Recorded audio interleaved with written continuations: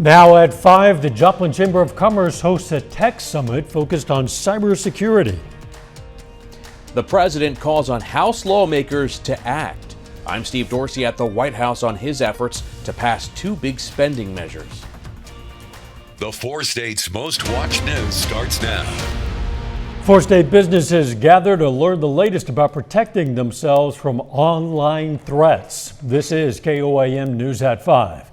Joplin Area Chamber of Commerce today brought together local technology-related businesses to hear from cybersecurity experts. It was also a chance for them to discuss other tech issues, including e-commerce and digital workforce development.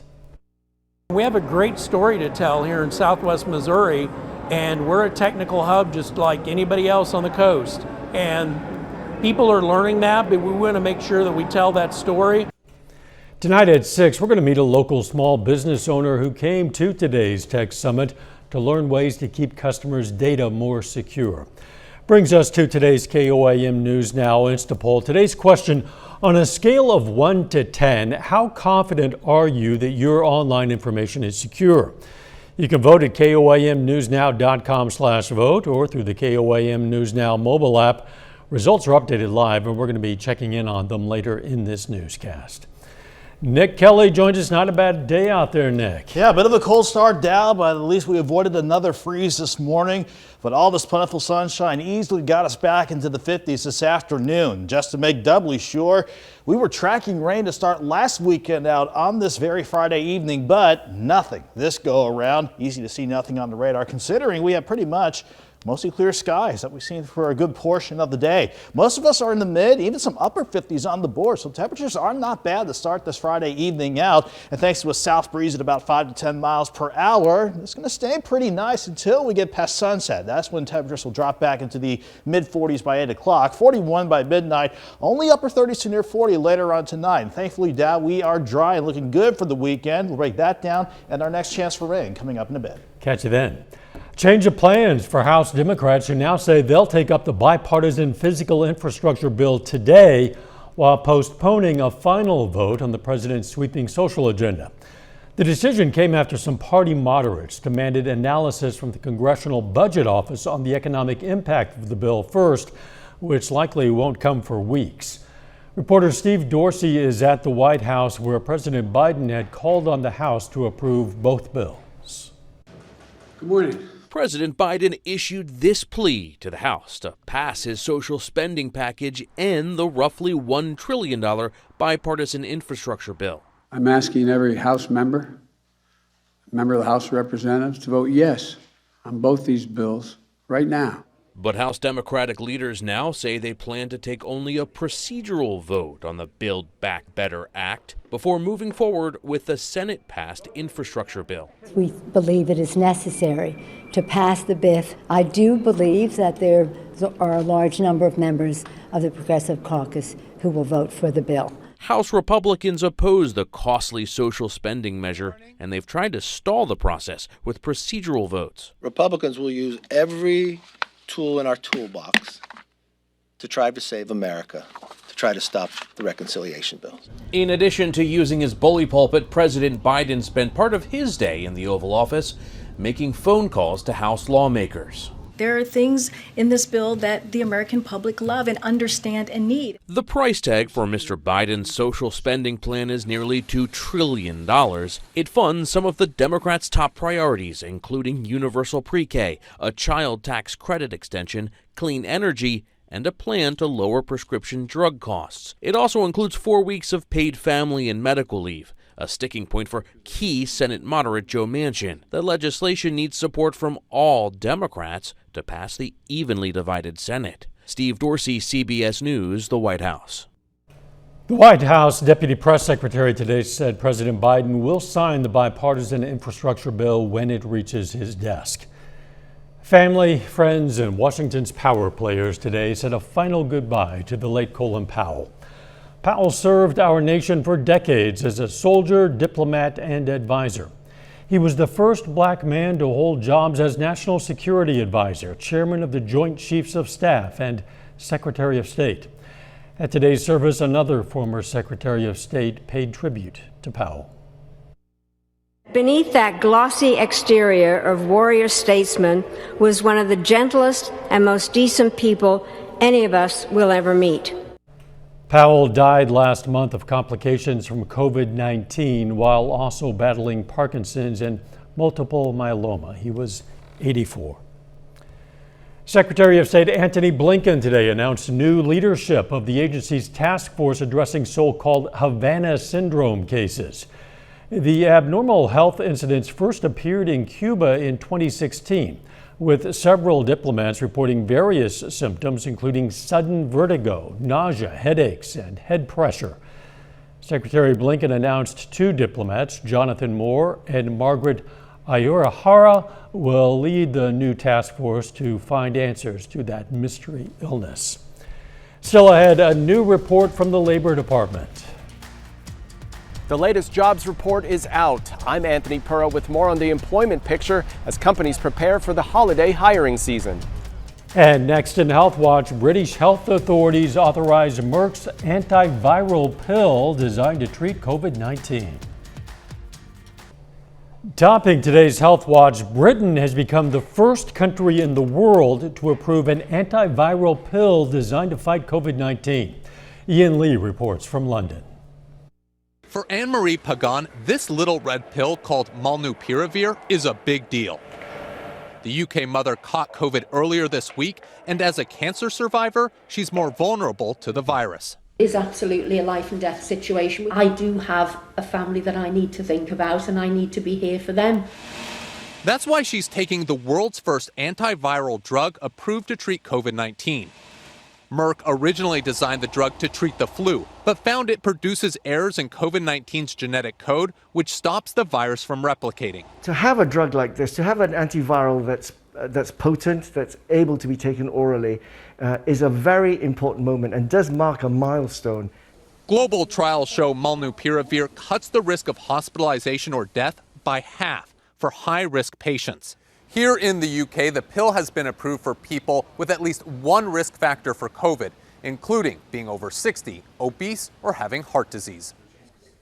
Studies found molnupiravir is most effective when taken within the first 5 days of symptoms appearing.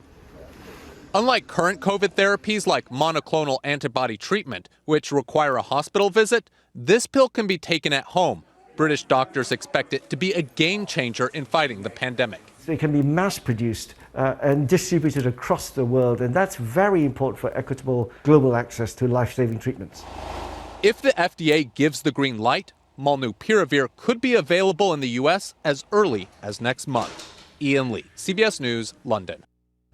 Pfizer has also developed an antiviral drug to fight COVID-19, and trials show it cuts the risk of hospitalization or death by 89%. It's still waiting for FDA approval. A new national study finds more than 21% of Americans are still unwilling to be vaccinated against COVID-19. And about half of those say nothing will change their mind.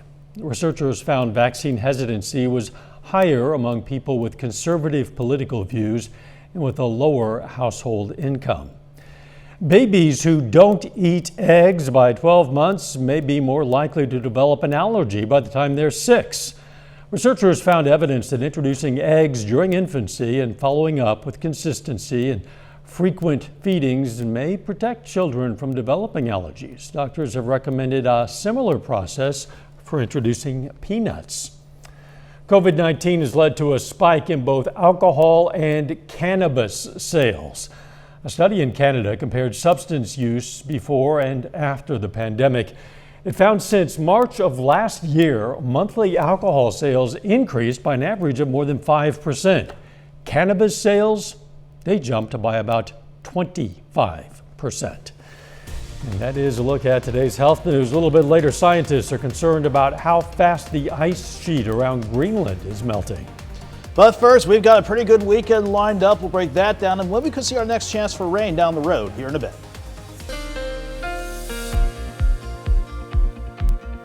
Thankfully, we avoided the freeze as we got our weekend started this morning, and temperatures have just been pretty good for us as we went throughout the course of the afternoon.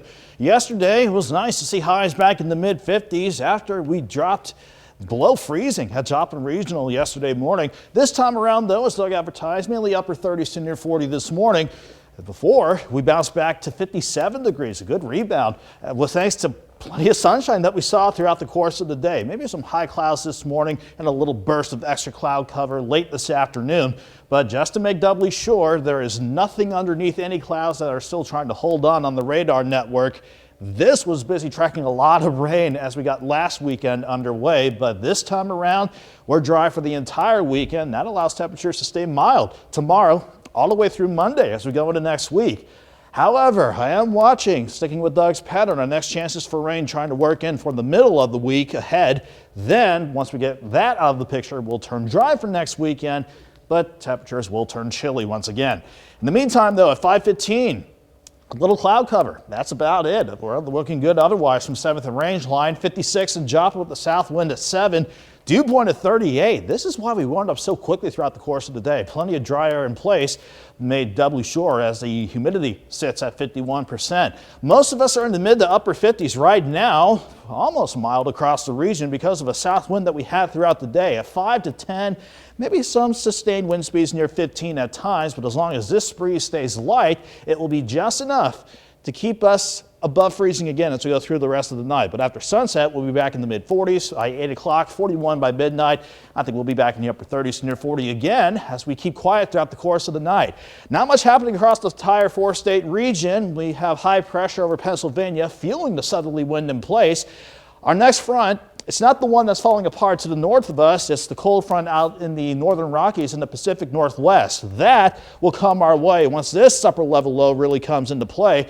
But the upper level ridge, that's going to dictate our pretty quiet and pretty nice weekend lined up for us.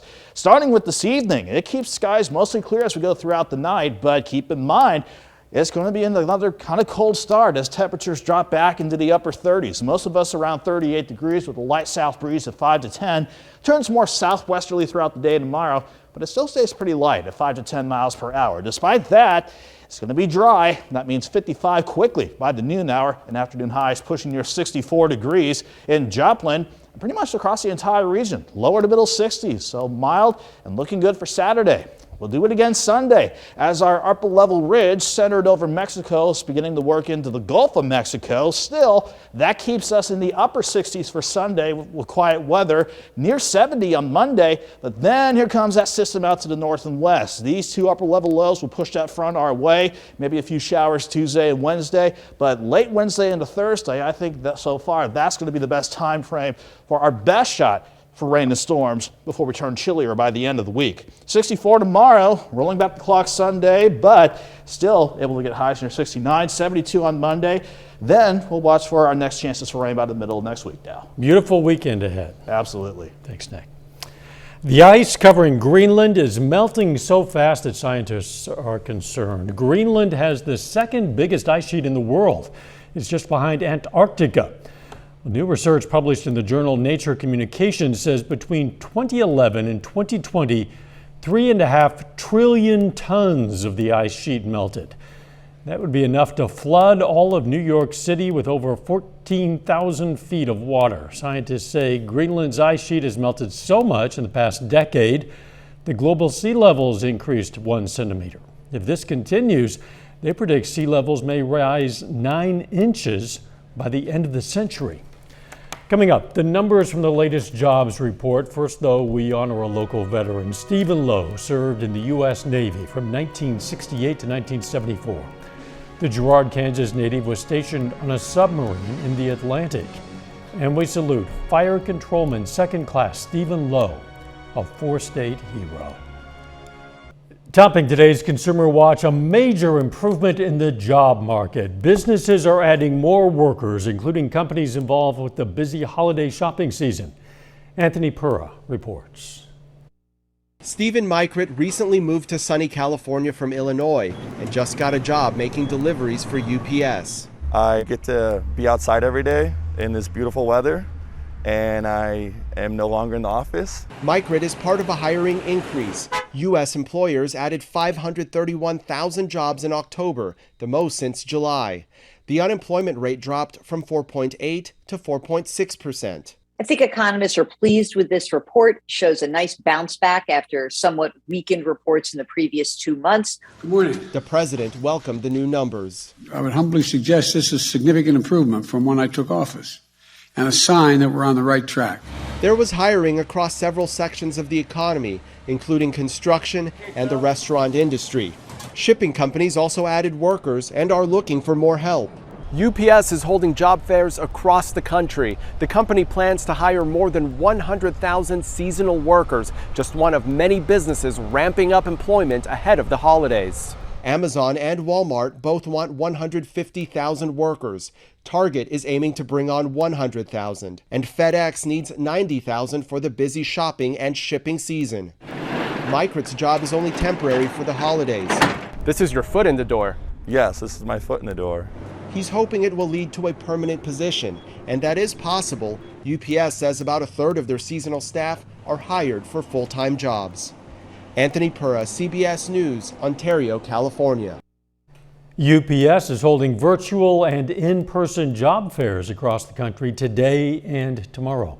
Hundreds of coal miners yesterday picketed in front of the headquarters of BlackRock in New York.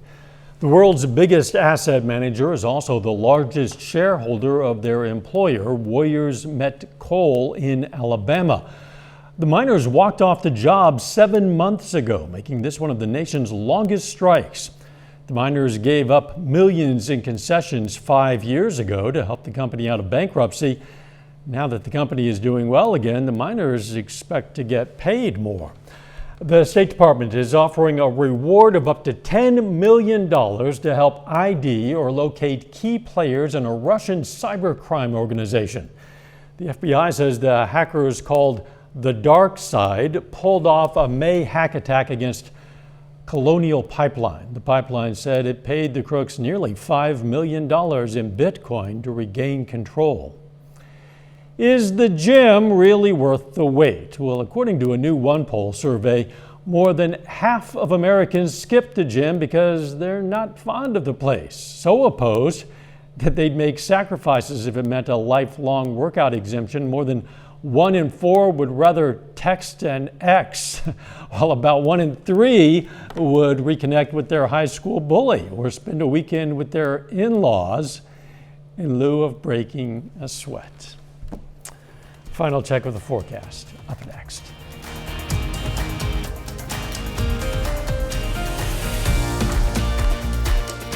Up next on the CBS Evening News, a look at gun violence in America. Then on KOAM News at 6, we're going to have more on the Innovation in Tech Summit in Joplin and its focus on cybersecurity. Plus, Mercy Hospital in Joplin announces a COVID-19 vaccination clinic for 5 to 11-year-olds.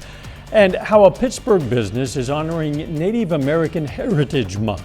Stay with us for the CBS Evening News and then KOAM News at 6. Let's check back in with our KOAM News Now Insta Poll. We're asking on a scale of 1 to 10, how confident are you that your online information is secure? Among those participating so far, a lot of insecurity apparently. Only a 3 on average. You still have time to vote at koamnewsnow.com/vote. or through the KOAM News Now mobile app. We're going to have the final results on KOAM News at 10. Fifth graders at McKinley Elementary headed off to college today to get a lesson on anatomy. KCU Medical School in Joplin hosted the Champs Anatomy Academy. The academy pairs elementary students with KCU medical students to learn about medical terms, body systems, and functions. That they get from this program, the hands-on experience, and plus they're interacting with the medical students, so it's giving the medical students an opportunity to just learn patience and build relationships with our Joplin School elementary community. The Champs Anatomy Academy is a 6-week program. I imagine it's a thrill for those kids and for the older ones, the adults as well. Yeah, the kids at heart. And getting those kids interested in medicine and just in general health at an early age is a good thing. Mm-hmm. The weather, not bad for the weekend. Yeah, that's certainly a good thing as well. It will be a bit cold tonight with upper 30s for lows, but 64 tomorrow, near 70 Sunday and Monday. We'll hold off on any rain chances until Tuesday.